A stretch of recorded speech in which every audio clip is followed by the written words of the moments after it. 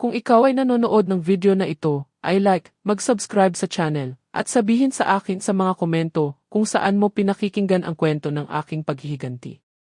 Gusto kong malaman kung gaano na ito kalayo. Katatapos ko lang patayin ang sisi at bumagsak sa sofa, kalahating nakapikit, pagkatapos ng mahaba at nakakapagod na shift. Ang pagiging pulis sa bayang ito ay hindi laging usapin ng buhay at kamatayan. Ngunit ng araw na iyon, kinailangan kong awatin ang away sa bar sa bayan at pagkatapos ay isulat ang ulat hanggang madaling araw. Ang aking katawan ay nanlalambot. Gusto ko lang makatulog ng mahimbing. Sa labas ng kalye, ang taho ng mga aso ay humalo sa ingay ng mga motorsiklo ng mga kabataan sa kapitbahayan na bumibilis. 12:00 na ng hating gabi, ngunit ayaw pa ring matulog ng kapitbahayan. Akala ko ang mga lalaki ay nasa kanto, nagpapahangin at umiinom ng ilang beer tulad ng bawat gabi, naisip ko. Ipinikit ko ang aking mga mata, sinusubukang baliwalain ang mga ingay upang makapagpahinga ang aking ulo. Bigla, may mabilis na katok sa pinto na napakalakas na nagpatalon sa akin. Bumilis ang tibok ng aking puso at agad akong nagkaroon ng pulisya. Sino ang kumakatok ng ganyan sa ganitong oras? Mabilis akong lumakad patungo sa pasukan, mahigpit na hinawakan ang isang upuan kung sakali. Sino yan? Tanong ko, medyo nanginginig ang boses, hindi dahil sa takot, kundi dahil pakiramdam ko ay may masamang nangyayari. Walang sumagot. Mayroon lamang ilang mahinang katok sa pagkakataong ito, na sinundan ng isang pigil, nanginginig na boses. Inay, buksan mo po, pakiusap. Halos manigas ako. Boses ito ni Sarah, ang aking anak na babae. Dali-dali kong binuksan ang pinto, malakas ang kabog ng puso ko. Pagkabukas ko, bumagsak si Sarah sa aking mga bisig, nanginginig na parang sugat ang hayop. Niyakap ko siya ng mahigpit, ramdam ang kanyang nanlalambot na katawan na para bang wala na siyang lakas. Sarah, anong nangyari sa iyo, anak? Tanong ko, nanginginig ang boses. Tinamaan ng dilaw na ilaw ng beranda ang kanyang mukha at napatulala ako sa nakita ko. Ang kanyang labi ay basag na may tuyong dugo sa sulok, ang kanyang kaliwang mata, lila at namamaga, ay halos hindi na maidilat. Mahigpit niyang hinawakan ang kanyang tiyan na para bang sinusubukang itago ang sakit. Ang aking asawa. Sinaktan niya ako. Dahil sa kanyang kabit, bulong ni Sarah, napipiga ang boses bago humagulgol ng masakit. Naramdaman kong kumulo ang dugo ko, ngunit sa parehong oras, nadurog ang puso ko. Ang aking anak, ang isa na pinalaki at minahal ko ng higit sa sarili kong buhay ay nasa harapan ko, wasak. Tinulungan ko siyang makapasok. Inihiga ko siya sa sofa at tumakbo sa kusina para kumuha ng basang tela at first aid kit. Huwag kang gagalaw, anak. Hayaan mong tingnan ko, sabi ko, sinusubukang manatiling kalmado, bagaman sa loob ay wasak na wasak ako. Maingat kong nilinis ang dugo sa kanyang labi, ngunit patuloy itong lumalabas na pula, na para bang hinihiwa ang aking sariling puso. Malalim ang hiwa. Hindi lang ito sugat sa balat. Tila may mas malalim itong pinsala. Patuloy na hinahawakan ni Sarah ang kanyang tiyan, nanginginig ang kanyang manipis na mga kamay. Maingat kong inalis ang kanyang mga kamay. Inangat ko ang kanyang blusa at naku po, halos mabitawan ko ang tela. Isang malaking pasa, itim at lila, ang bumalot sa kanyang tiyan na para bang tinamaan siya, hindi lang isang beses, kundi maraming beses na may kabangisan. Pakiramdam ko ay hindi ako makahinga, na para bang ako mismo ang nakatanggap ng mga suntok. Sarah, sino ang gumawa nito sa iyo? Si Robert, hindi ba? Tanong ko, nanginginig ang boses sa galit at sakit. Hindi sumagot si Sarah. Umiyak lang siya, at ang kanyang mga hikbi ay bumasag sa katahimikan ng bahay. Nang walang pag-aatubili, kinuha ko ang telepono at dinyal ang numero na alam kong kabisado para sa emergency room ng bayan. Figurero, mangyaring maghanda. Dadalhin ko ang aking anak, sabi ko, nagmamadali. Nasa talyer ang aking sasakyan para ayusin ang preno, kaya tumawag ako ng taksi. Habang naghihintay kami, umupo ako sa tabi ni Sarah. Tinakpan ko siya ng kumot para hindi siya lamigin. Ang kanyang cellphone, na naiwan niya sa mesa, ay hindi tumigil sa pag-ilaw. Mula sa sulok ng aking mata, nakita ko ang 7 missed calls mula kay Robert at ilang mensahe na lumabas sa lock screen. Bunganga mo kung gusto mong mawala lahat sa iyo. Naramdaman kong umakyat ang dugo sa aking ulo. Inabot ko para kunin ang telepono. Gusto kong makita pa, upang malaman kung ano pa ang ginawa niya sa kanya. Ngunit si Sarah, bagaman mahina, ay kinuha ito sa akin nang nagpapanik. Inay, huwag kang titingin. Wala iyon. Tumingin siya sa akin na puno ng takot, na para bang sa paghawak lang sa teleponong iyon ay magkakagulo ang lahat. Hindi ko siya pinilit. Hinawakan ko lang ang kanyang kamay upang pakalmahin siya. Nandito ako, anak. Walang mangyayari sa iyo. Ngunit sa loob, alam kong lampas na ito sa lahat. Nang dumating ang taksi, tinulungan ko si Sarah na makapasok. Inaalalayan siya ng isang braso, habang hirap na may dalang bag sa kabilang kamay. Pauwi sa ospital, nakayuko si Sarah, nakasandal ang ulo sa aking balikat, paulit-ulit na sinasabi, patawarin mo ako, inay. Ayoko sanang abalahin ka sa ganitong oras, pero hindi ko na kaya. Kailangan kong tumakbo dito. Ang bawat salita niya ay parang saksak sa aking puso. Ako ang kanyang ina. Ipinangako kong protektahan siya sa buong buhay niya, at ngayon ay kailangan niya akong hanapin sa gitna ng gabi, sirang-sira ng lalaking minsan kong pinagkatiwalaan. Huminto ang taksi sa tapat ng ospital kung saan ang malamig na puting ilaw ng neon sign ay nagpapaliwanag sa mga salitang emergency room. Tinulungan ko si Sarah na bumaba, ang aking anak na halos hindi na makatayo. Nanginginig pa rin ang kanyang katawan at hinahawakan niya ang kanyang tiyan na para bang pinanghahawakan ang kanyang huling lakas. Hinawakan ko ang kanyang kamay, sinusubukang itago kung gaano kabilis ang tibok ng aking sariling puso. Nandito ako. Huwag kang matakot. Bulong ko, bagamat takot din ako. Si E. ay Leticia Figueroa, na nakaduty, ay naghihintay na sa amin sa pinto. Tiningnan niya si Sarah, pagkatapos ay ako na may nag-aalalang ekspresyon, ngunit walang sinabi. Ikinaway niya lang ang isang nurse upang dalhin ang aking anak sa isang examination room. Sinundan ko, pakiramdam ko ay mabigat ang aking mga paa na parang tingga. Nang inalis ng nurse ang manipis na jacket ni Sarah, halos mapasigaw ako. Bukod sa mga pasa sa kanyang mukha, ang kanyang mga balikat at pulso ay puno ng mga marka ng kalupitan.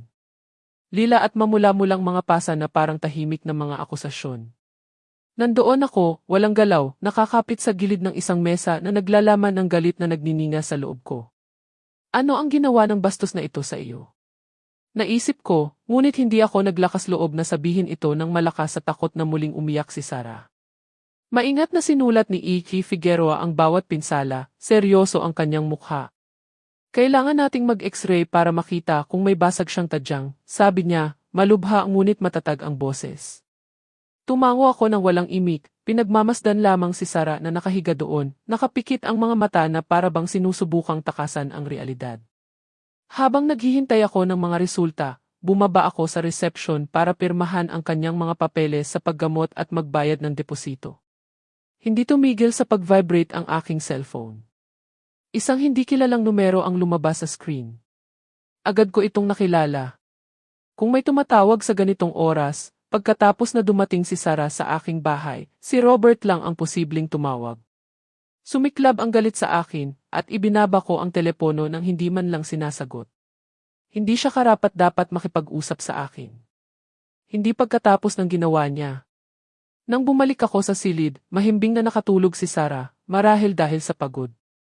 Inihila ko ang kumot, nanginginig pa rin ang aking mga kamay. Sa pagkakita sa kanyang mukha, naalala ko ang dating Sarah, ang masayahing batang babae na tumatakbo sa akin sa bakuran, sumisigaw, "Inay, tingnan mo ako." Ngayon ang ngiting iyon ay nawala, napalitan ng mga sugat at takot. Umupo ako sa tabi ng kama, pinagmamasdan siyang natutulog, ang puso ko ay wasak. Ako ang kanyang ina. Ipinangako kong protektahan siya at pinabayaan ko siyang mahulog sa kamay ng isang lalaking tulad ni Robert. Sisisihin ko ang aking sarili, ngunit sa parehong oras, isang apoy ng determinasyon ang nagsimulang magliyab sa loob ko. Hindi ko hahayaang patuloy na magdusa ang aking anak. Hindi na kailanman. Matapos siyang salina ng at maging stable, iniuwi ko si Sarah.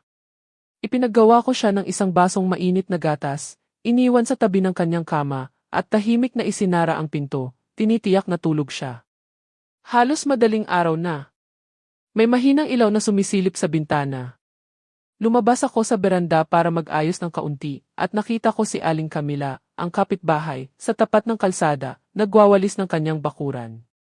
Nang makita niya ako, dali-dali siyang lumapit. Nagmamadali ang kanyang boses. May nangyari ba sa bahay mo kagabi, Elizabeth? Narinig ko ang katok sa pinto at ilang pag-iyak.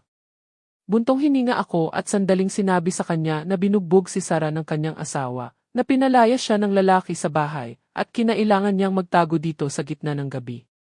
Si Aling Camila ay nagangalit, kumikislap ang kanyang mga mata. Paano niya nagawang tratuhin ng ganoon ang kanyang asawa? Walang hiya ang lalaking iyon. Tumango ako, wala nang sinabi. Ngunit naramdaman kong may kakampi ako. Bigla, naalala ko na may kamera si Aling Camila sa kanyang pasukan. Oy, Aling Camila, may na-record ba ang kamera mo kagabi? Tanong ko. Agad siyang tumango, binuksan ang API sa kanyang telepono, at ipinakita sa akin ang video. Nirecord ko ang eksena sa aking telepono kung saan si Sarah ay nasa aking pinto, kumakatok ng desperado, ang kanyang mahinang iyak ay umalingaw sa gabi. Ang pagkakita sa larawang iyon ay muling nagpasakit sa aking puso, ngunit sa parehong oras, alam kong ito ay magiging isang mahalagang piraso ng ebidensya. Hinawakan ko ang kamay ni Aling Camila at pinasalamatan siya mula sa kaibuturan ng aking puso. Ginantihan niya lang ang aking kamay at matatag na sinabi, "Huwag mong kalimutang kunin ang hustisya para sa batang iyon. Nagtitiwala ako na magagawa mo iyon." Pumasok ako sa aking silid, binuksan ang aparador, at tiningnan ang aking uniforme ng pulis na nakasabit ng walang dungis. Ang asul na kamiseta, ang khaki na pantalon, ang sinturon, at ang holster ng baril. Lahat ay tila naghihintay sa akin. Kinuha ko ang bawat piraso, ramdam ang magaspang na tela sa ilalim ng aking mga daliri. Tahimik, nagpalit ako, ibinutons ang bawat butons, iniaayos ang sinturon. Bawat galaw ay parang isang sumpa. Hindi lamang ako ina ni Sarah, ako rin ay isang pulis, at gagamitin ko ang lahat ng mayroon ako upang protektahan siya. Nang matapos ako, kinuha ko ang telepono at dinyal si James Ellison, ang abogado ng pamilya. Inaantok ang kanyang boses sa kabilang linya. Hello! Maikli ako. James, simulan mo na ang plano ngayon. Tahimik siya sandali at pagkatapos ay nagtanong. Elizabeth, sigurado ka ba? Sumagot ako ng walang pag-aalinlangan. Lubos. Maghanda ka. Ibinaba ko ang telepono at pumunta sa sala. Kinuha ko ang aking digital camera mula sa isang drawer. Lumapit ako sa kama kung saan natutulog si Sarah, maingat na inalis ang kumot at nagsimulang kunan ng litrato ang bawat isa sa kanyang mga pinsala. Ang basag na labi, ang pasa sa mata, ang pasa sa kanyang tiyan. Sa bawat pag-flash, naramdaman kong hindi lamang ko idinodokumento ang mga pisikal na sugat, kundi pati na rin ang malalim na pinsala sa kanyang kaluluwa.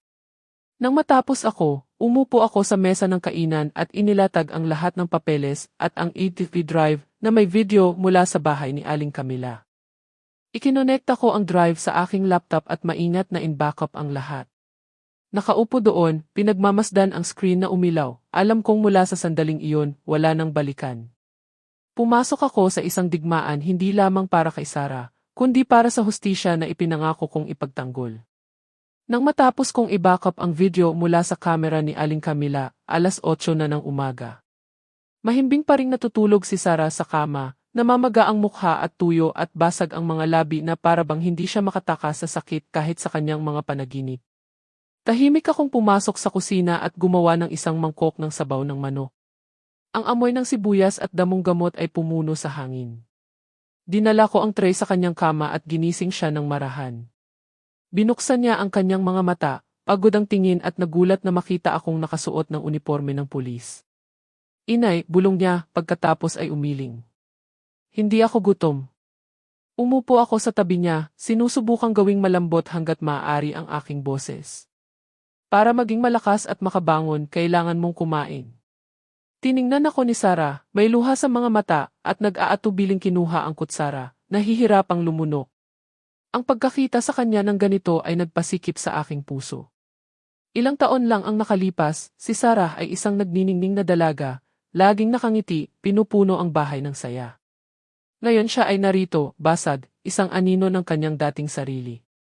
Nagpasya akong ibalik siya sa ospital para sa isa pang check-up. Ang pasa sa kanyang tiyan ay ikinababahala ko. Tinanggap kami ni Leticia Figurero sa emergency room, seryoso ang kanyang mukha, ngunit walang gaanong sinabi. Nag-utos siya ng CT scan upang matiyak na walang internal bleeding. Habang naghihintay kami ng mga resulta, umupo ako sa waiting room, inilabas ang aking laptop at ikinonekta ang drive. Lumabas ang video sa screen.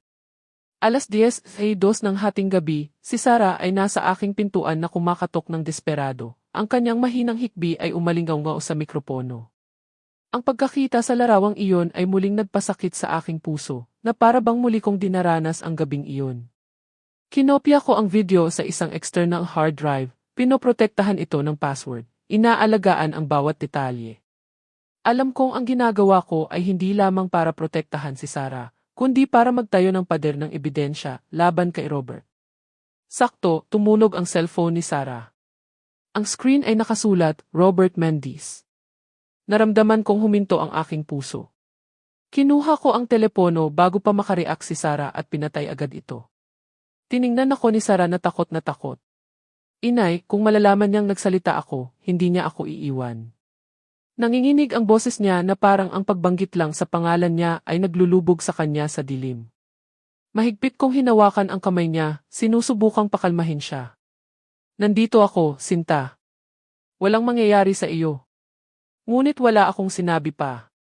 Tiningnan ko lang ang orasan ng tahimik. Halos 10 oras na ng umaga.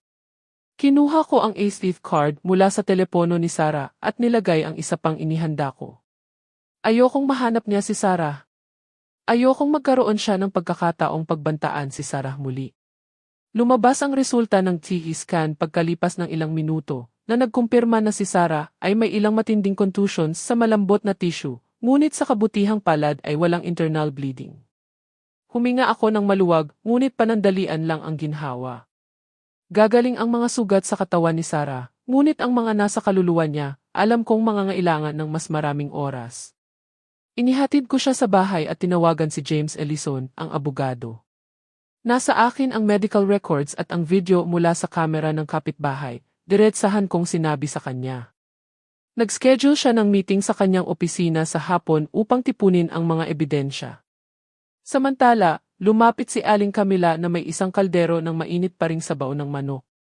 Para ito kay Sarah para muling lumakas, sabi niya sa kanyang mainit na boses. Kung kailangan mo ng saksi, asahan mo ako, tiningnan ko siya, ramdam ang kanyang taos-pusong suporta, at naramdaman kong lumakas ng kaunti ang aking puso. Sa hapon, sinubukan ni Sarah na magpahinga, ngunit nagising siyang nabigla mula sa mga bangungot. Umupo ako sa tabi niya, sinusubukang pakalmahin siya, ngunit nanginginig lang siyang bumulong-bulong. Tinulak ako ni Robert at Denise. Nasa isang sulok siya, pinagtatawanan ako. Sa pagkarinig niyon, naramdaman kong umakyat ang dugo sa aking ulo. Sino si Denise? Tanong ko, nanginginig ang boses sa galit. Sinabi sa akin ni Sarah sa mahinang boses na si Denise ang kabit ni Robert, na ilang beses na siyang pumunta sa kanilang bahay, walang hiya, nagpapayabang, pinupukaw si Robert na ibuhos ang galit sa kanya. Ang kanyang kwento ay parang kutsilyo sa aking puso. Kumain ako sa parehong mesa ni Robert. Akala ko ay disenteng tao siya na mag-aalaga sa aking anak, at ngayon ay lumalabas na hindi lamang siya niloloko, kundi hinahayaan pa niya ang ibang babae na ipahiya siya sa sarili niyang bahay.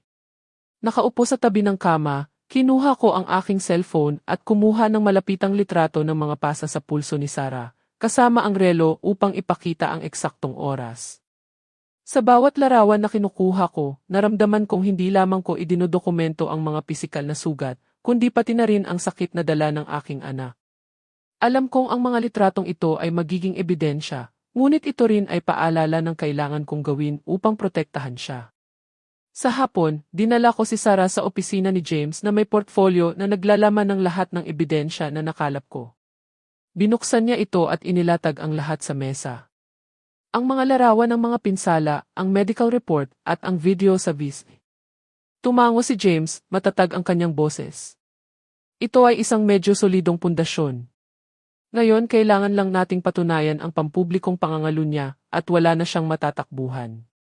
Mahigpit kong hinawakan ang hawakan ng aking pitaka alam na alam kung ano ang aking susunod na hakbang. Hindi na lang ako isang nagdadalamhating ina. Isa akong pulis at gagamitin ko ang lahat ng mayroon ako para pagbayarin si Robert. Nang gabing iyon, hindi ko dinala si Sarah sa aking bahay. Ayoko siyang nasa isang lugar kung saan siya mahahanap ni Robert. Sa halip, iniwan ko siya sa bahay ni Aling Camila, ang aking pinagkakatiwalaang kapitbahay. Binuksan niya ang kanyang mga pinto para manatili siya sa magdamag at nangako na babantayan siya ng mabuti. Umuwi akong mag-isa, mabigat ang aking puso. Inalis ko ang aking uniforme ng pulis at nagsuot ng lumang jacket at maong, sinusubukang magmukhang ordinaryong tao at hindi isang opisyal na naghahanap ng ebidensya. Kinuha ko ang digital camera mula sa drawer, sinuri ang baterya at memory card at umalis sa aking lumang kotse. Ang bawat pag-ikot ng mga gulong ay nagpapaalala sa akin na pumasok ako sa isang digmaan hindi lamang para kay Sarah, kundi para sa hustisya na ipinangako kong ipagtanggol. Ipinark ko ang kotse sa isang madilim na eskinita malapit sa bar ng Arch, ang lugar na sinabi ni Sarah na madalas puntahan ni Robert. Ang neon light mula sa lugar ay nagpapaliwanag sa isang bahagi ng kalye. Umupo ako sa kotse, nakayuko, hawak ang kamera, naghihintay. Bandang 8:00 ng gabi, lumabas ang silver na truck ni Robert, ang mga headlight nito ay sumasayaw sa eskinita. Bumilis ang tibok ng aking puso, ngunit nanatili akong kalmado at binuksan ang kamera. Handa! Ilang minuto pagkaraan, isang babae ang lumabas mula sa kanto. Nakasuot siya ng masikip na pulang damit. Ang kanyang mga labi ay pininturahan ng malalim na kulay at may sigarilyo sa kanyang kamay. Naglakad siya ng may mapagmalaki na kumpiyansa. Agad ko siyang nakilala. Siya si Denise Salgado, ang babaeng sinabi ni Sarah tungkol sa kabit ni Robert, ang gumawa ng pagdurusa sa aking anak. Pinatay ni Robert ang makina, bumaba at binuksan ang pinto para kay Denise, inakbayan siya sa baywang ng pamilyar. Sa pagkakita sa kanya, naramdaman kong kumulo ang aking dugo. Siya, ang umupo sa aking mesa, ang tumawag sa akin na biyenan, ay ngayon niya yakap ang ibang babae habang ang aking anak ay nasa kama na puno ng mga pasa. Kumuha ako ng litrato.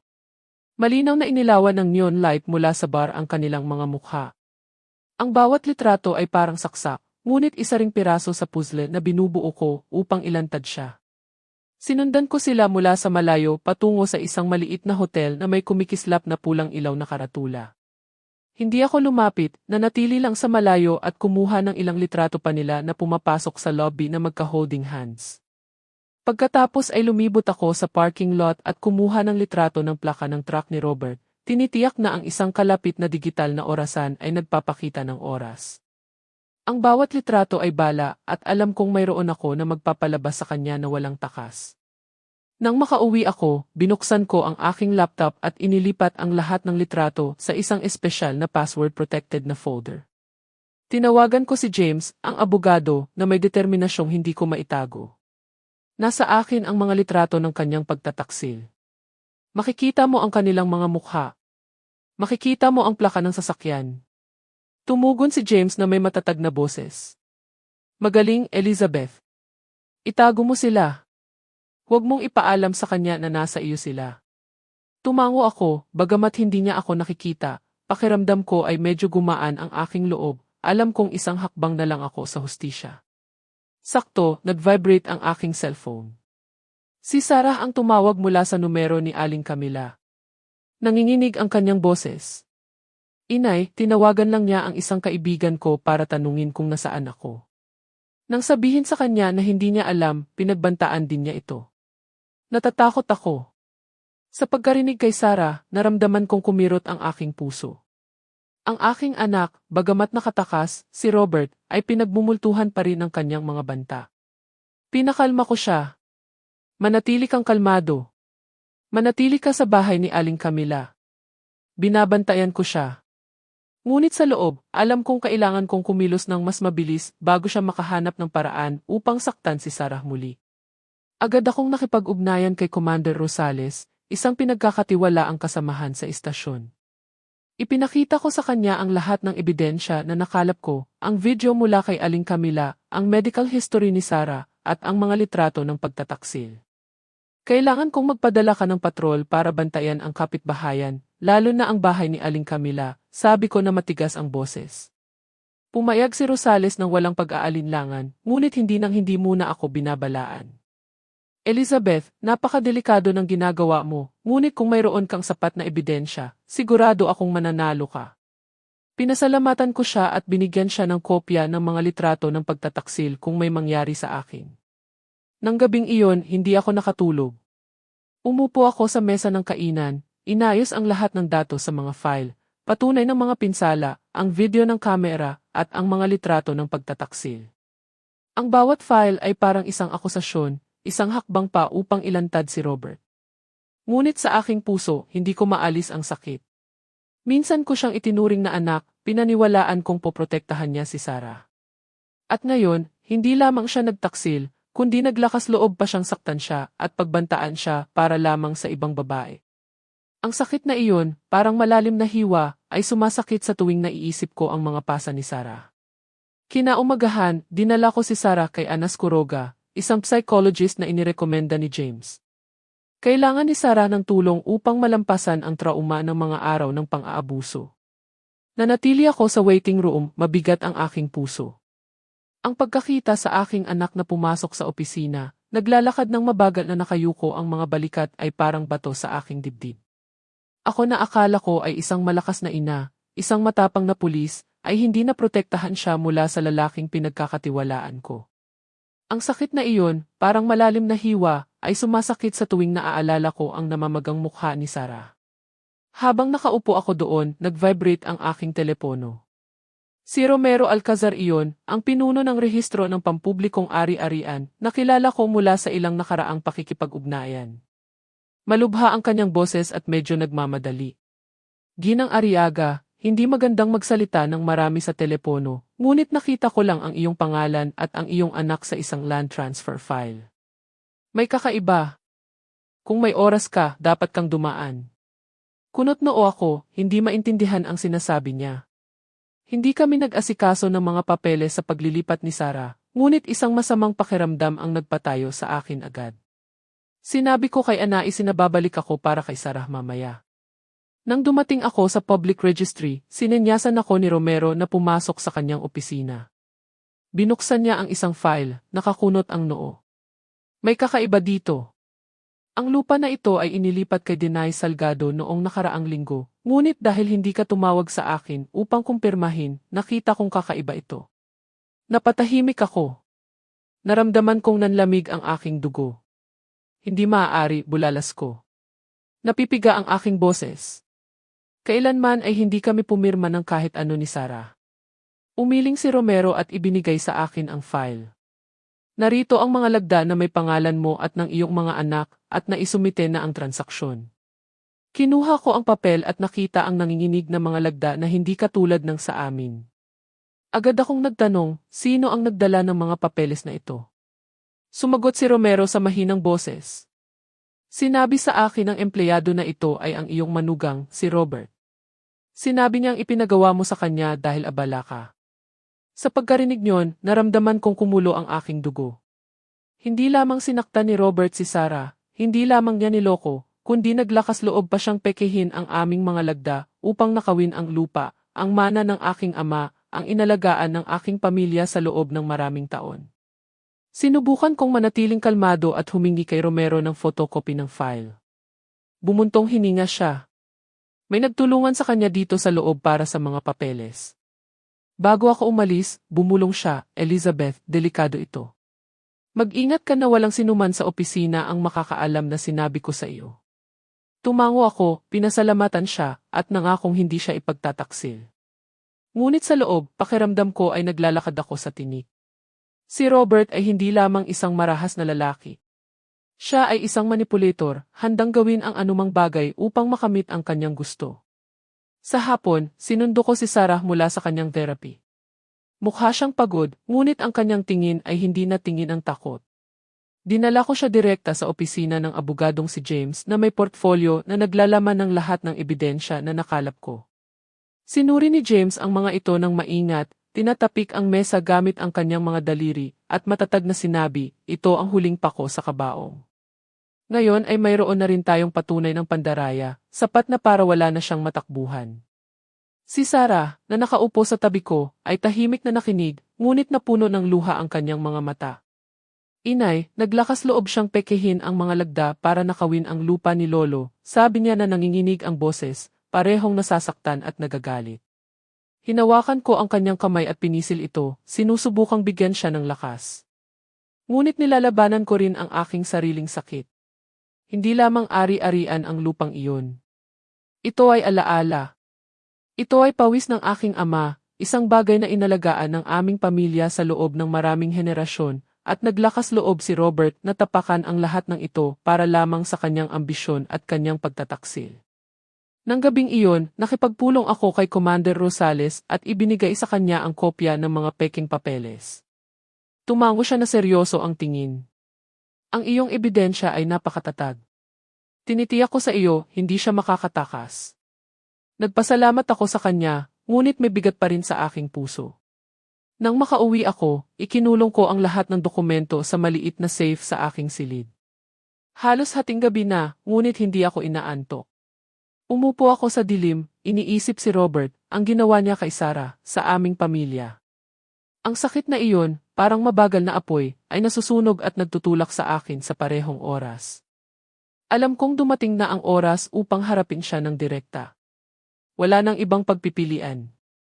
Noong Sabado ng umaga, iniwan ko si Sarah sa bahay ni Aling Camila, ang pinakaligtas na lugar para sa kanya sa sandaling iyon. May nagbabantay sa labas na inutusan si Commander Rosales, at alam kong mapoprotektahan siya, ngunit hindi mapakali ang aking puso. Nagsuot ako ng pangkaraniwang damit, isang lumang jacket at maong. Ngunit itinago ko ang isang file sa aking bag na may ebidensya na maingat kong inihanda. Ang mga litrato ng mga pinsala ni Sarah, ang video mula sa kamera ng kapitbahay, ang ulat ng ospital, at ang photocopy ng mga peking papeles ng lupa. Nagmaneho ako ng aking lumang kotse patungo sa Robert's Pawn Shop, ang lugar kung saan niya ginagawa ang kanyang negosyo, at ipinagmamalaki ang kanyang kapangyarihan sa bayan. Ang bawat pag-ikot ng mga gulong ay nagpapaalala sa akin na hindi ito isang simpleng biyahe, kundi isang hindi maiiwasang komprontasyon. Bukas ang pawn shop. Ang amoy ng langis ng makina at usok ng sigarilyo ay tumama sa aking mukha. Dalawa sa mga tauhan ni Robert ang nag-aayos ng mga bagay sa mga istante at tiningnan ako nang may pagdududa nang pumasok ako. Ngumiti ang isa sa kanila ng mapanukso. Tingnan mo, dumating ang biyenan.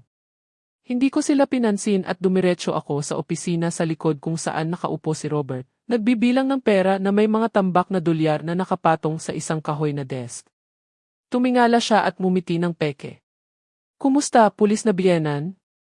Lubos ka bang walang ginagawa kaya may oras ka na bisitahin ang iyong manugang? Puno ng pangungutya ang kanyang boses, ngunit hindi ko siya pinansin. Hindi ako dumating para makipagtalo o makipagkwentuhan. Inilagay ko ang file sa desk na ito. Ang bawat pahina ay parang isang akusasyon. Ang mga larawan ng mga pasa ni Sarah, ang video mula sa kamera ni Aling Camila na may mga iyak ng aking anak sa madaling araw, ang ulat ng ospital na nagdedetalye ng kanyang mga pinsala, at ang photocopy ng mga peking papeles na naglakas loob siyang pirmahan para sa akin at para kay Sarah. Tiningnan ni Robert ang mga ito. Nagbago ang kanyang mukha sandali, ngunit mabilis niyang nabawi ang kanyang kumpiyansa, tinago ito sa isang mapanuksong ngiti. At ano naman ang mga maliliit na papel na ito? Mayroon akong mas mahusay na abogado kaysa sa iyo. Tiningnan ko siya sa mata, malamig ang aking boses. Hindi ako dumating para makipagtalo sa iyo. Kung gusto mong makita kung sino ang tama, magkita tayo sa korte. Tumalon siya, pigil ang boses na parabang nasaktan ko ang kanyang pagmamataas. Sino ang maglalakas loob na hawakan ako? Sino ang maninindigan laban sa akin sa bayang ito? Hindi ako natinag. Tiningnan ko siya. Nang diretso sa kanyang mapagmataas na mga mata. Ako. Huwag mong isipin na takot ang lahat sa iyo. Ang dalawang lalaki sa pasukan ay sinubukang lumapit, ngunit ipinasok ko ang aking kamay sa bulsa ng aking jacket, inilabas ang aking badge ng pulis. Napatigil sila, umiiwas ang kanilang mga tingin. Nagpula si Robert, hinampas ng malakas ang mesa, at halos sumigaw, mahina ang anak mo. Karapat-dapat siyang disiplinahin at huwag mong isipin na ang badge na iyan ay palaging magliligtas sa iyo. Sa pagkarinig niyon, naramdaman kong kumulo ang dugo ko. Naglakas loob siyang sabihin na si Sarah, ang aking anak, na mahal ko ng higit sa aking buhay, ay karapat-dapat disiplinahin. Naglakas loob siyang bigyang katwiran ang mga pasa noong gabing kailangan ni Sarah na tumakas sa sakit. Gusto kong sigawan siya. Gusto kong sugod sa kanya at hawakan siya sa leg. Ngunit pinigilan ko ang aking sarili. Hindi ako sumagot. Kinuha ko lang ang file ng tahimik, inilagay sa aking bag at tumalikod upang umalis. Bago ako umalis, lumingon ako at matatag na sinabi, para lang malinaw ka, mula ngayon, nagbago na ang mga patakaran ng laro, hindi ikaw ang magdidisiplina kaninuman. Ang batas ang magdidisiplina sa iyo. Sumigaw si Robert sa aking likuran, kung lalabas ka sa pintong iyan, hindi ka na ang aking biyenan at pagkatapos ay huwag kang magreklamo kung magiging bastos ako. Huminto ako, tiningnan siya sa huling pagkakataon ng walang bakas ng takot. Kung gayon, isipin mo na mula ngayon, hindi ka na ang asawa ng aking anak. Lumabas ako sa kalye kung saan ang hangin ay nagpapalipad ng alikabok mula sa kalsada. Sumakay ako sa kotse at agad na tinawagan si James. Oras na para magsampa ng kaso. Sumagot si James na kalmado ngunit maingat ang boses. Sige, maghanda ka. Lalaban siya ng buong buo. Tumango ako bagamat hindi niya ako nakikita. Malamig ang aking puso na parang bakal. Alam kong hindi magiging madali ang digmaang ito, ngunit handa ako. Ilang araw matapos ang aking komprontasyon kay Robert sa pawn shop, nagsimulang kumalat ang mga tsismis sa kapitbahayan na parang apoy. Maaga sa umaga, pumunta ako sa palengke para bumili ng gulay, sinusubukang kumilos ng normal, ngunit ang mga bulong ay umabot sa aking mga tainga. 2 babae sa kanto ng stall ang nagbubulungan. Siguro gawa-gawa lang ni Sarah ang lahat. Sabi nila, madalas niyang sinasagot ang kanyang asawa, kaya siya sinaktan. Dumaan ako sa kanila at sila ay nanahimik, ngunit sinusundan ako ng kanilang mga tingin na parabang ako ang sanhi ng gulo. Sa katabing cave, isang matandang lalaki ang humigop ng kanyang kape at umiling. Si Elizabeth ngayon ay ginagamit ang kanyang badge upang siraan ang kanyang manugang. Sa pagkarinig niyon, parang may sumaksak sa aking dibdib. Ang mga taong ito na bumabati sa akin tuwing umaga, nang umiti kay Sarah noong bata pa siya, ngayon ay madali nang pinaniwalaan ang mga kasinungalingan ni Robert. Yumuko ako at binilisan ang aking lakad, sinusubukang huwag silang makita ang aking mga mata na lumuluha. Sa tanghali, tinawagan ako ni James sa kanyang opisina. Inilagay niya ang isang tumpok ng mga papeles sa harap ko, malubha ang kanyang boses. Kinuha lang ni Robert si Hector Valdivia, isang abogado mula sa Mexico City. Naghain siya ng kontrakaso. Sabi niya, gawa-gawa lang ni Sarah ang lahat para pangingikil sa kanya at inaabuso mo ang iyong otoridad bilang isang pulis. Kinuha ko ang demanda. Nakita ko ang perma ni Valdivia sa asul na tinta, sariwa pa. Ang mga salita sa papel ay parang direktang akusasyon laban kay Sarah at sa akin, na para bang kami ang masasamang tao, ang mga sumisira sa buhay ni Robert. Si Sarah, na nakaupo sa tabi ko, ay namutla at nanginginig na sinabi, "Inay, gusto niya akong palabasin na sinungaling." Sa pagkakita sa kanya, naramdaman kong kumirot ang aking puso. Si Sarah, ang aking matamis na anak, ngayon ay kailangan pang tiisin hindi lamang ang mga pasa sa kanyang katawan, kundi pati na rin ang paninirang puri ng lalaking minsan niyang minahal. Hinawakan ko ang kanyang kamay at pinisil ito, sinusubukang bigyan siya ng lakas. Ngunit sa loob ay naramdaman ko ang isang hindi mailarawang sakit. Akala ko ang bayang ito kung saan ako ipinanganak at lumaki ay nasa panig namin. Ngunit ngayon ay tila tinalikuran kami ng buong mundo. Sa hapon, dinala ko si Sarah sa bahay ni Aling Camila. Habang dumadaan kami sa isang eskinita, nakita ko ang 2 tauhan ni Robert na nakatayo doon, nagpapahangin, nakatingin sa amin. Inangat ng isa sa kanila ang kanyang baba at sinabing may paghamak, "Mag-ingat kayo. Ang mga tao rito ay mas naniniwala kay Robert kaysa sa iyo." Hindi ako sumagot. Hinawakan ko lang ang kamay ni Sarah at ipinasok siya sa bahay. Ngunit ang mga salitang iyon ay parang mga bato na ibinato sa aking puso na nagpapadama sa akin ng mas nag-iisa kaysa dati. Agad kong tinawagan si Rosales upang ipaalam sa kanya ang banta. Nangako siyang palakasin ang mga patrol sa gabi, ngunit nag-aalala rin ang kanyang boses. Elizabeth, mag-ingat ka. Ginagawa ng lalaking iyon ang lahat upang baliktarin ang sitwasyon.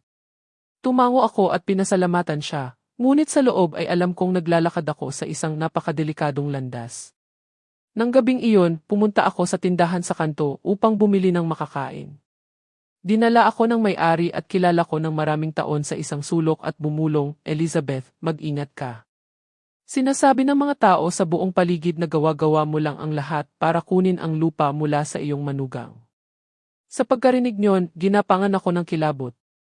Ang mga taong naging kapitbahay ko, na nakasama ko sa mga kwento, ngayon ay naniniwala na ako ay isang mapanlin lang. Nagpasalamat ako, sinubukan kong umiti, ngunit pagkaalis ko sa tindahan, naramdaman kong gumuho ang mundo sa akin. Pagdating ko sa bahay, nakita ko ang isang walang markang sobre na nakasiksik sa ilalim ng pinto na may sulat sa guhit na sulat kamay. Tumahimik ka kung ayaw mong mawala ang iyong anak. Kinuha ko ang papel. Nanginginig ang aking mga kamay, ngunit hindi dahil sa takot. Galit ako. Galit dahil naglakas loob si Robert na pagbantaan ang aking anak. Galit dahil napakadali lang manipulahin ang mga tao sa paligid ko. Maingat kong inilagay ang tala sa file ng ebidensya, alam kong ito ay isa pang piraso upang ilantad siya. Huling gabi, nagkaroon ako ng emergency meeting kay James sa kanyang opisina. Nakita niya ang banta at bahagyang tumango. Mabuti. Kung mas madumi ang laro niya, mas lalo siyang magkakagulo. Ngunit ang opinyon ng publiko ay nasa panig niya. Kailangan natin ng malakas na suntok para mabago ang sitwasyon. At ang tanging makakagawa niyan ay si Denise. Sa pagkarinig kay James na binanggit si Denise, naramdaman kong nag-alab ang isang maliit na ilaw ng pag-asa sa dilim. Si Denise, ang kabit ni Robert, ang maaaring susi upang baliktarin ang sitwasyon. Ngunit sa parehong oras, alam kong hindi magiging madali ang dalhin siya sa aming panig. Nakatayo ako doon sa dim na ilaw ng opisina, iniisip si Sarah, ang mga pasa sa kanyang katawan, ang mga kasinungalingan na nagpapahirap sa amin. Ang sakit na iyon, parang mabagal na apoy, ay nasusunog at nagtutulak sa akin sa parehong oras. Hindi ko hahayaang manalo si Robert. Hindi ko hahayaang itago ng kanyang mga kasinungalingan ang katotohanan. Kinabukasan, matapos ang matinding komprontasyon sa pawn shop, nalaman kong madalas dumalaw si Denise sa isang maliit na bar sa dulo ng Hidalgo Street. Alam kong ito ang aking pagkakataon upang baguhin ang takbo ng laro, upang baliktarin ang sitwasyon na akala ni Robert ay napanalunan na niya. Nagsuot ako ng maluwag na jacket at sombrero, sinusubukang hindi mapansin. Nang pumasok ako sa lugar, naglalabas ng malakas na musika ng ranchera. Nakabitin sa hangin ang usok ng sigarilyo, at ang amoy ng beer at tequila ay magkahalo sa kapaligiran. Pumili ako ng mesa sa isang madilim na sulok, umupo at tinitigan ang pinto. Ayoko magpakilala. Ayoko makita ako ng sinuman sa mga tao ni Robert bago ako makakausap kay Denise.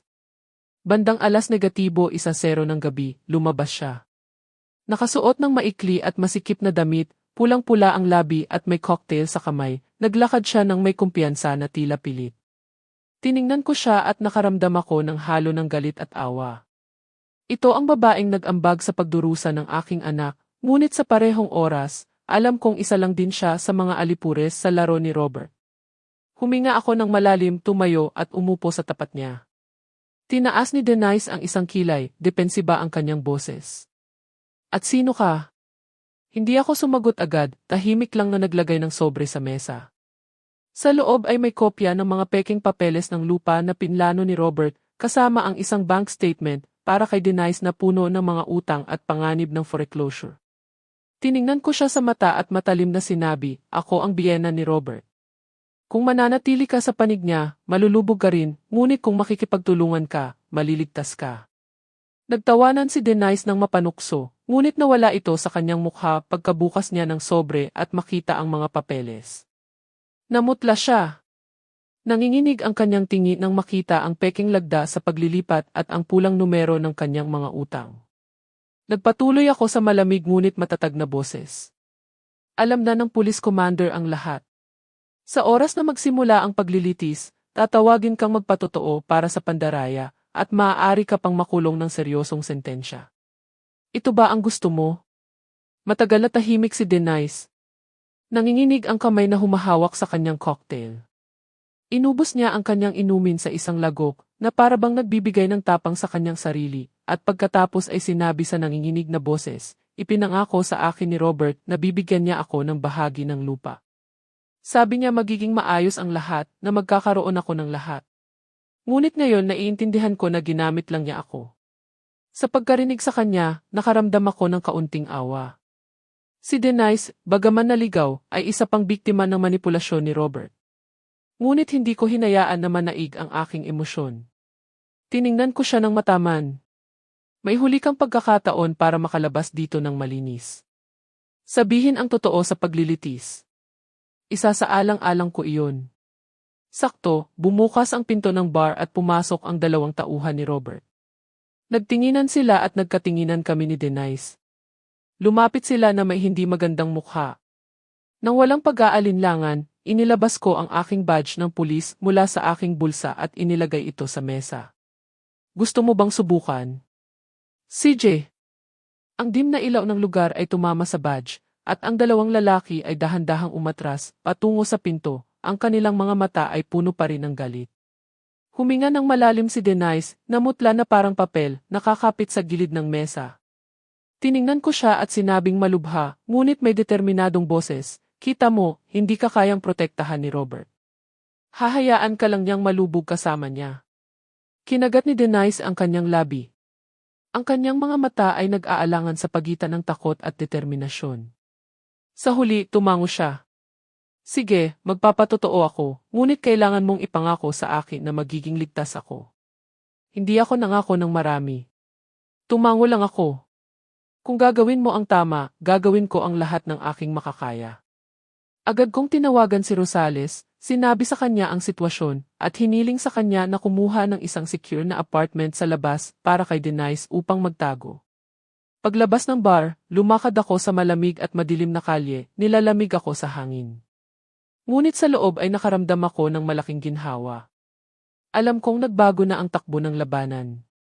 Nawala na kay Robert ang kanyang pinakamahalagang piyesa.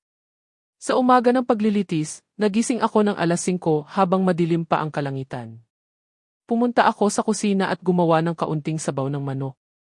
Ang banayad na amoy ay tila nais na pakalmahin ang tensyon na pumuno sa bahay. Dinala ko ang tray sa kama kung saan natutulog pa rin si Sarah. Ang pagkakita sa kanya doon, ang kanyang mukha ay medyo namamaga pa rin at ang kanyang mga labi ay tuyo, ay nagpasikip sa aking puso. Ginising ko siya ng marahan, bumulong, kumain ka ng kaunti, anak, para magkaroon ka ng lakas.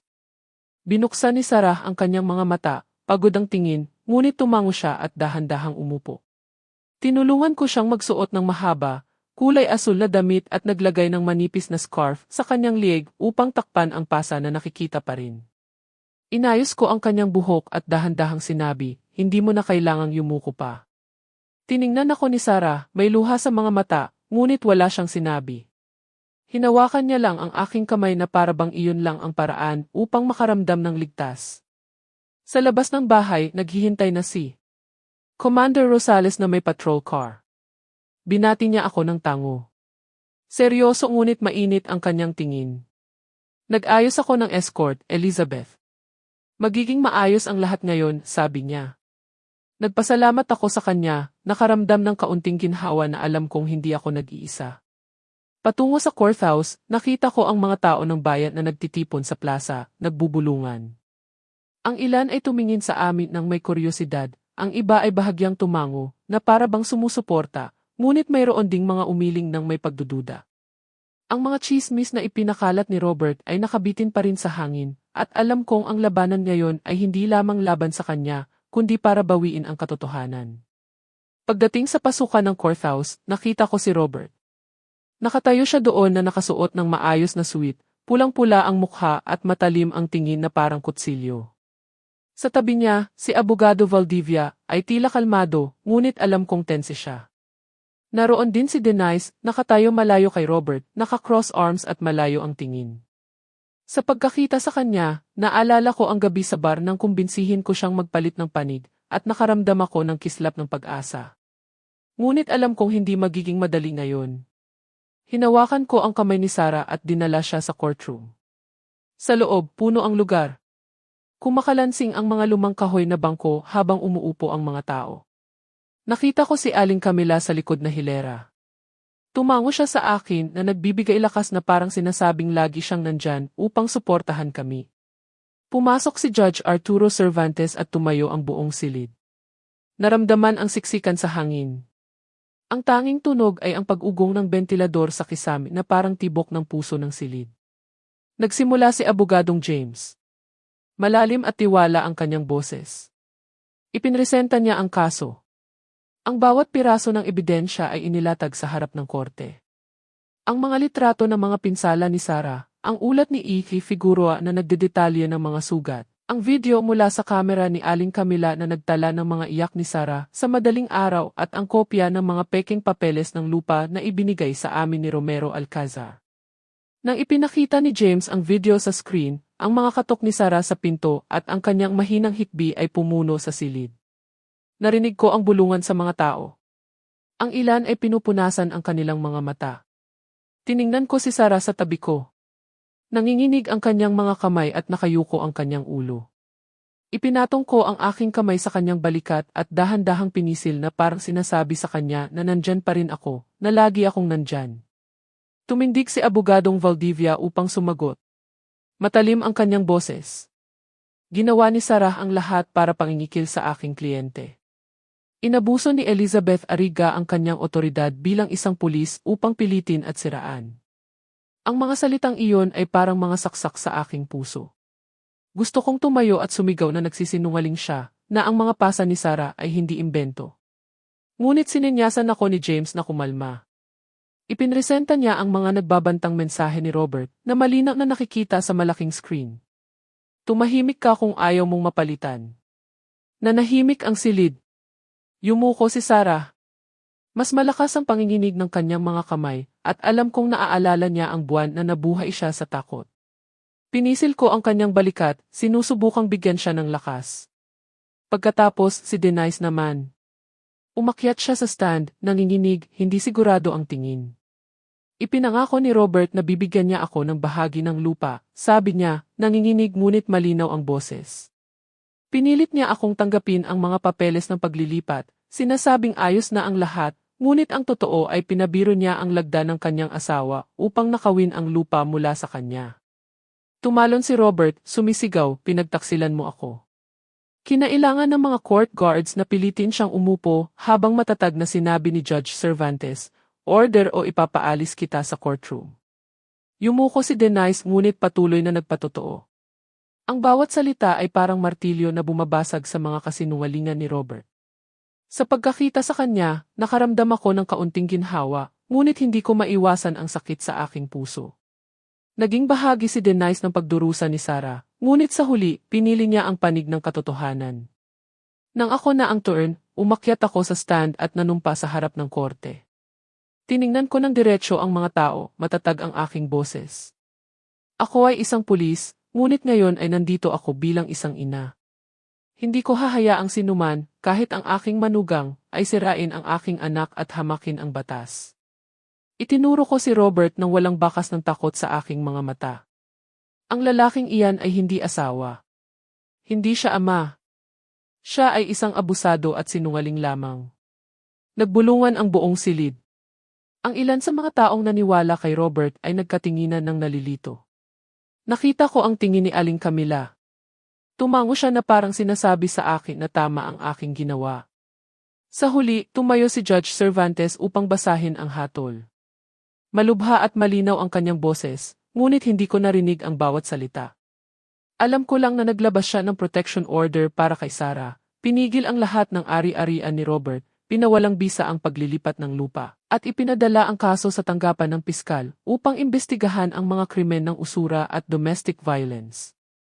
Isang dagundong ng bulungan ang pumuno sa silid. Bumagsak si Robert sa kanyang upuan, namutla ang mukha, na parabang nawala ang lahat ng kanyang lakas. Nanatiling tahimik si Valdivia, inalis ang kanyang salamin upang punasan ang pawis. Hinawakan ko ang kamay ni Sarah at inilabas siya doon.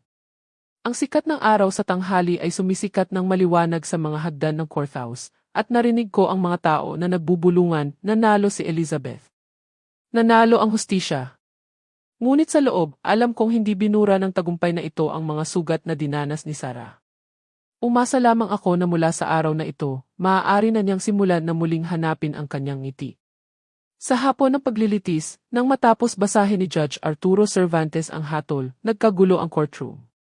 Hindi ko narinig ang bawat salita niya, ngunit nang makita ko si Robert na bumagsak sa kanyang upuan, namutla ang kanyang mukha, alam kong nanalo kami. Naglabas ang hatol ng protection order. Para kay Sarah, pinigil ang mga ari-arian ni Robert, pinawalang bisa ang mapanlinlang na paglilipat ng lupa at ipinadala ang kaso sa tanggapan ng piskal upang imbestigahan ang mga krimen ng domestic violence at usury. Nang hawakan ko ang kamay ni Sarah at umalis kami sa courthouse, sumisikat ang sikat ng araw sa tanghali sa mga hagdan at narinig ko ang mga tao na bumulong, nanalo si Elizabeth. Nanalo ang hustisya. Ngunit sa loob, hindi ako nakaramdam ng tagumpay. Nakaramdam lang ako ng ginhawa na parabang may bigat na nabuhat mula sa aking mga balikat. Ngunit ang sakit ay naroon pa rin, parang isang peklat na hindi kailanman ganap na gagaling. Nang hapon ding iyon, pumunta ang pulisya sa pawn shop ni Robert upang arestuhin siya. Dinagsa ng mga tao ang kalye upang manood. Ang ilan ay sumipol sa kanya, ang iba ay sumigaw ng mga insulto sa kanyang mukha. Wala ako doon. Ngunit kinaumagahan, nang ilathala ng lokal na pahayagan ang litrato ni Robert na nakasuot ng uniforme ng bilanggo at posa sa ilalim ng headline, may-ari ng pawn shop inaresto dahil sa karahasan at land fraud, nakaramdam ako ng kakaiba. Hindi ito kagalakan. Ito ay isang uri ng paglaya. Siya na umupo sa aking mesa, na tumawag sa akin na biyenan, ay nagbabayad na ngayon sa ginawa niya. Ngunit ang pakiramdam na iyon ay mabilis na napalitan ng kalungkutan. Pinagkatiwalaan ko siya.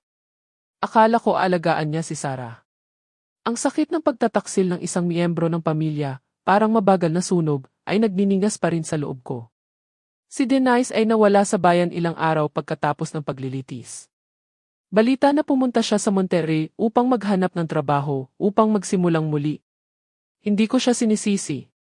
Naging bahagi siya ng sakit ni Sarah, ngunit sa huli, pinili niya ang katotohanan.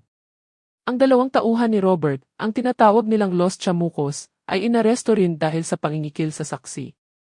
Biglang naging mas kalmado ang kapitbahayan. Wala nang galit na tingin o tahimik na banta. Ngunit alam kong ang mga sugat na iniwan ni Robert kay Sarah at sa akin ay hindi madaling mawawala. Lumipat si Sarah upang manirahan sa akin ng permanente. Sa unang ilang araw, halos hindi siya makatulog. Gumigising siya ng nabigla tuwing gabi, pinagpapawisan, sumisigaw, ina, dumarating na siya. Sa mga sandaling iyon, uupo ako sa tabi niya, hahawakan ang kanyang kamay at bubulong, ayos lang, anak. Ligtas ka na ngayon. Ngunit sa pagkakita kay Sarah, nakita ko ang aking sarili ilang taon na ang nakalipas ng ako rin ay nanahimik sa harap ng aking sariling sakit. Dinala ko siya kay Anaas Quiroga, ang psychologist, tuwing linggo ng walang palya. Maingat na pinakinggan ni Anaas si Sarah, tinutulungan siyang harapin ang kanyang mga bangungot ng paunti-unti. Pagkalipas ng ilang linggo, nagsimula akong makapansin ang pagbabago. Hindi na tinatakpan ni Sarah ang kanyang mukha kapag lumalabas. Hindi na siya yumuyuko kapag naglalakad sa palengke. Isang hapon, nakita ko siya sa kusina na gumagawa ng enchiladas, at habang niluluto niya ang mga tortilla, mahina siyang kumanta. Ang kantang iyon, kasing lambing ng hangin, ay nagpatulo ng aking luha. Napakatagal na mula nang marinig kong kumanta ang aking anak. Parang ang araw ay nagsisimula nang pumasok muli sa bahay. Nagbago rin ang ugali ng bayan. Ang mga kapitbahay na nagduda, na naniwala sa mga chismis ni Robert, ay bumati na ngayon sa akin. Ang ilan ay lumapit upang humingi ng tawad na may pagsisisi sa kanilang mga boses. Ginang Elizabeth, hindi namin alam ang totoo. Tumango lang ako nang walang hinanakit. Naintindihan ko na nakakumbinsi ang mga kasinungalingan ni Robert, at hindi lahat ay mailakas ng loob na harapin ang isang tulad niya. Dumating si Aling Camila upang bumisita na may isang tray ng matamis na tinapay, at mahigpit niyang niyakap si Sarah. Mas naging malakas ka kaysa sa iyong ina noong kanyang panahon. Ang pagkakita sa kanila na nagtatawanan ay nagpainit sa aking puso, na para bang umiiral pa rin ang kabaitan ng mga tao sa kabila ng madilim na mga araw. Ipinagpatuloy ko ang aking trabaho sa istasyon. Ang bawat araw-araw na patrol ay paalala ng aking tungkulin. Sa tuwing nakakaranas ako ng kaso ng karahasan, mas naramdaman kong determinado akong tulungan ang ibang kababaihan na sirain ang katahimikan. Minsan nakakita ako ng isang batang babae na umiiyak sa labas ng istasyon, namumula ang kanyang mga mata, mahigpit na hawak ang kanyang pitaka. Umupo ako sa tabi niya at malumanay na sinabi, "Hindi ka nag-iisa." Naranasan ito ng aking ina. Naranasan ito ng aking anak at ako rin ay nanahimik minsan. Ngunit ngayon, alam ko na ang katahimikan ay nagpapakain lamang sa halimaw. Tiningnan ako ng babae. Patuloy pa rin ang pag-agos ng mga luha, ngunit may bagong kislap sa kanyang mga mata. Alam kong hindi ko mabubura ang kanyang sakit, ngunit kahit papaano ay maipakita ko sa kanya na may handang makinig. Ilang buwan pagkaraan, naramdaman ni Sarah na sapat na siya upang bumalik sa trabaho. Nakakuha siya ng trabaho sa isang accounting office sa sentro ng bayan. Nang gabing iyon, huli na siyang umuwi, binuksan ang pinto na may nagniningning ng ngiti. "Inay, nakuha ko ang trabaho." Tumayo ako at niyakap siya ng buong lakas at pareho kaming umiyak. Hindi iyon luha ng sakit kundi ng kagalakan ng paglaya. Ang pagkakita kay Sarah doon, nakangiti na parang araw, ay nagpaalala sa akin ng maliit na batang babae na tumatakbo sa akin sa bakuran, sumisigaw, "Inay, tingnan mo ako." Alam kong ang mga sugat sa kanyang puso ay naroon pa rin, ngunit natututo na siyang magpatuloy upang muling hanapin ang kanyang sarili. Nang gabing iyon, umupo ako sa beranda. Malamig ang hangin. Naalala ko ang gabing bumagsak si Sarah sa aking pinto. Ang kanyang mukha ay puno ng mga pasa, sinasabi sa akin sa nanginginig na boses ang ginawa ni Robert sa kanya. Naalala ko ang mga buwan ng pakikipaglaban, ang mga gabing walang tulog, ang mga sandali na akala ko ay masisira ako sa ilalim ng mga kasinungalingan at pagdududa ng buong bayan. Ngunit pagkatapos ay tiningnan ko ang ngiti ni Sarah ngayon at naisip ko, ang hustisya minsan ay mabagal, ngunit kapag dumating, maibabalik nito sa iyo ang iyong hininga, ang iyong tawa, at maging ang iyong kinabukasan. Humigop ako ng aking kape. Malamig na ito ngayon, ngunit nakaramdam ako ng kapayapaan sa aking puso na matagal ko nang hindi naramdaman. Nagbalik si Sarah, at naisip kong dala ko ang mga peklat ng nakaraan, nakahanap ako ng dahilan upang ipagpatuloy ang pakikipaglaban, hindi lamang para sa aking anak, kundi para sa lahat ng kababaihan na nangangailangan ng taong maninindigan para sa kanila. Ang kwento na sinasabi namin ay kathang-isip, ngunit ito ay batay sa ilang totoong pangyayari. Ang mga pangalan at lugar ay binago upang protektahan ang mga pagkakakilanlan ng mga sangkot. Hindi namin sinasabi ito upang humusga, kundi sa pag-asang may makikinig at titigil upang mag-isip. Ilang ina ang nagdurusa ng tahimik sa loob ng kanilang sariling mga tahanan. Talagang curious ako. Kung ikaw ang nasa posisyon ko, ano ang gagawin mo? Pipiliin mo bang manahimik upang mapanatili ang kapayapaan, o maglalakas loob kang harapin ang lahat upang mabawi ang iyong boses? Gusto kong malaman kung ano ang iniisip mo dahil ang bawat kwento ay isang kandila na maaaring magpaliwanag sa landas ng iba. Palaging pagpalain ng Diyos at matatag akong naniniwala na ang tapang ay nagdadala sa atin sa mas magandang mga araw. Samantala, sa end screen, iiwan ko kayo sa dalawa sa pinakamamahal na kwento ng channel. Tinitiyak ko sa iyo na magugulat ka. Salamat sa pananatili hanggang sa huli.